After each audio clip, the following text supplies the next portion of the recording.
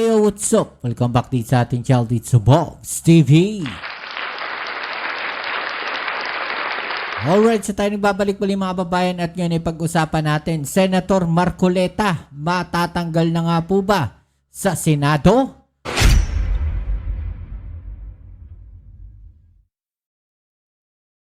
Yan ang ating aalamin ngayon at pag-uusapan, pero syempre bago ang lahat, please don't forget to subscribe, like, share at comment dyan sa comment section. Okay, so eto mga kababayan, no, grabe, breaking news to. No, eto nga po bang si Senator Marcoleta ay matatanggal na sa Senado, mga kababayan? No? At kung kayo ay tatanungin, no, payag ba kayong tanggalin? No, o sibakin etong si Marcoleta sa Senado dahil nga po, no, mukhang may napipintong kaso na pwedeng isampa dito kay Marcoleta dahil po sa ginawa nila diyan po kay Gutesa, mga kababayan. No, dahil po etong si Gutesa, mga kababayan, alam naman natin, no, na naglabas po, no, ng peking affidavit, mga kababayan. At sinasabi nga, no, na posibleng makasuhan at madawit etong si Marcoleta at Mike Defensor dahil po, no, sa pagsasubmit ni Gutesa ng peking notaryadong affidavit, mga kababayan. Kasi sila po yung naglabas dito kay Gutesa, mga kababayan, diba? No, kagaya nga na sinasabi natin, bakit hindi inimbestigahan muna ni Marcoleta ang background ni Gutesa? No? O yung statement na kanyang ilalabas? 'Di ba? Ano kaya sa tingin ninyo ang intensyon ni Marcoleta kaya inilabas niya itong si Gutesa, mga kababayan? No, nagtataka lang din ako dito kay Senator Marcoleta. Parang hindi niya alam, no, kung ano yung ginawa ni Defensor, no, dito po sa kaso kay laban kay Lacson dati, mga kababayan. Diba? Ito, panoorin natin tong balita na to, mga kababayan, no? Na posibleng etong si Marcoleta nga, no, posibleng maharap sa kaso at masibak po, no, sa Senado. Okay? So tara, let's go. Attorney Rico, para sa mga hindi masyadong nakakaalam sa batas, ang pinag-uusapan lang po naman dito pineke daw yung signature ng notaryo.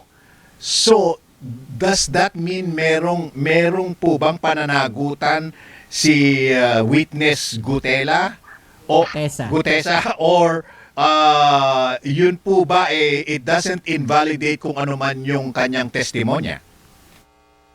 Well, kung mapapatunayan Peter and Rica na forged yun or fabricated o hindi ayon sa Notarial Act, no? Ang ginawang pagpa-create ng dokumentong yun, walang notarization properly undertaken, then that is inadmissible in evidence. Aha. So parang it becomes void ab initio, as you would say? Parang ganun po, Peter, parang ganun. But again, there is a presumption of regularity, no? Mm-hmm. There is a prima facie evidence or presumption na ito ay tunay at authentic, subject to rebuttal. And sasabihin nila na hindi naman nangyari yun, wala namang notary yung ginawa, notarization, then that would already overcome the presumption of regularity. And therefore, it is inadmissible in evidence.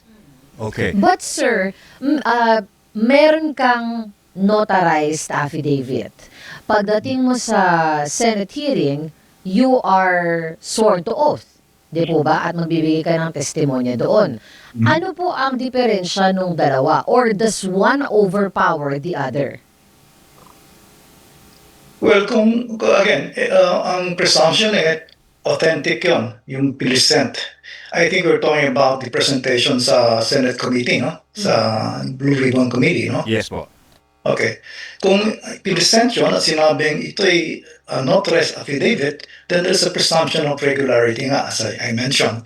But kung napatunayan na hindi pala ni-notarize yun at it was not in the records of the notarial public na sinasabing nag-notarize, then that is inadmissible in evidence. And the person who presented that forged, notarized, allegedly notarized document, subject to liability rin yun. Opo. Well, what I mean by this, attorney, is kung kunyari, yung laman ng kanyang affidavit na pinapirma sa notaryo ay kapareho lang din naman sa kanyang inihayag sa Senate hearing under oath, pwede bang i-waive na o hindi na ba iisipin etong affidavit na notarized kung sinabi na rin naman niya under oath the same items na inilathala niya doon sa notarized affidavit? Gandang question yan, Rika. But dapat himayin natin yan eh.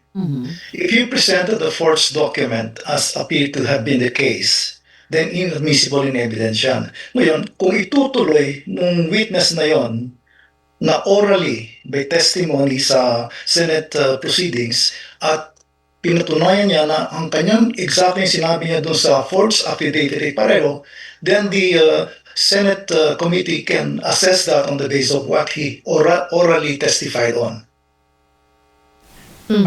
Let's talk about how do we cure this situation? Meron po bang legal remedy ngayong meron na pong Manila Regional Trial Court na nagsabi na peke nga? Meron pa po bang way para ma-preserve yung testimony na yon? Hindi tatawagin ulit yung witness at patunayan niya na totoong sinabi niya sa forged dokumento niya. Ang problema, nawawala na nga po si Gutesa. No? Hindi po makita si Gutesa. 'Di ba? At ayon nga po sa mga parang naririnig ko, no?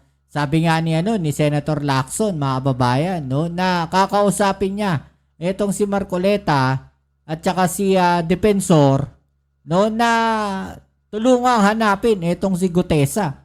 Ngayon, kung hindi nila makita etong si Gutesa, alam na this. 'Di ba? Allegedly notarized. Patunayan yun independently of the forged affidavit or forged notarial affidavit ko, no? Okay. So, pag kinonfirm niya, sinabi niya, then the Senate will independently assess and evaluate the truthfulness or falsity of his testimony before the Senate committee. But that wouldn't erase kung ano man po yung civil or criminal liability nung ni Gutesa. It will not. Ayun. Okay. Kasi na-commit na niya yung crime under Article 171, falsification by public official or presentation of false testimony or false document, then that will be punishable under our revised penal code, Article 171 and 172 as well. Kasama na yung nag-present. Yeah. No, Apat kasama forged na yung present. document. What do you mean kasama na po yung nag-present? Sino po yung Si nag-present? Senator Marcoleta po ba yan? Well, kung si Senator Marcoleta, hindi ko po alam kung sino nag-present. I think that was the newspaper account on the presentation. Okay. Then, since he is also a lawyer, then he's also subject to liability as a lawyer under the CPRA. But did you mean, Attorney Rico, na nag-present doon sa di umano'y notary public? Yep. Okay, so hindi po sa Senate. Okay, so let's talk about yung presentation ng witness to the Senate. Ang nag-present po sa Senate ng witness ay si Rodante Marcoleta. Pero sabi niya, yung witness na yun, ni-refer lang sa kanya ni former Congressman Mike Defensor. Is there a chance na meron din silang liability or legal responsibility about this forged notary public signature? Well, kung alam niya na forged yung allegedly notarized document, kung alam nung nag-present na yon at mapapatunayan na yun that's the case, then kasama siya dyan. is liable administratively and criminally as well. But that's another case altogether. Ano po? That's another case altogether. But nonetheless, the presenter of the forged document would be also civilly and criminally liable. And if he's a lawyer, he can be administratively liable as well. And yes, Marcoleta is a lawyer. Di po ba or wala po bang rules na nagsasabi, at least in Congress or in the Senate, na kapag ikaw ay nag-present ka ng witness, it is your responsibility to vet that particular witness. In regular course, yes. In fact, there is another provision in the revised penal code that if you presented a forged document, you are liable criminally. So, covered din yan ang revised penal code provision. So, in other words, hindi ka maaaring makawala dyan. Kung alam mo na forged yun at fabricated ang nilalaman ng affidavit na yon at hindi rin naman na ninotarize yun or forged or may perjurious statements doon, then the one who presented the document will be also liable criminally and civilly. Will he have a lesser sentence, attorney? Kung kunyari, hindi naman niya alam na, hindi niya na-check ng maayos na peke pala etong notary na ibinigay sa kanya, ipinresenta lang niya on the Senate hearing. Well, madaling sabihin na hindi niya alam, but again, it's a matter of proof. Kung under the circumstances, nakikita na talagang alam niya, ang talagang presenta niya to prove his case before that particular proceeding, then makikita naman na talagang it was with intent to deceive the proceedings and the court.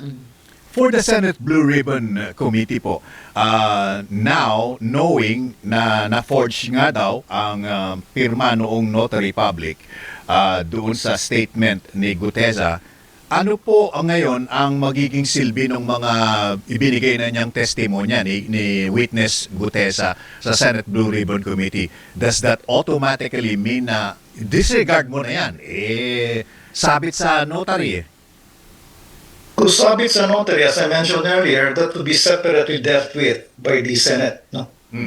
Yung oral testimony ng witness will be also evaluated by the Senate independently of the forged one. But again, there's a cloud of doubt already. Kasi presenta ng affidavit na forged, may cloud of doubt na sa veracity and authenticity na sinasabi niya and credibility.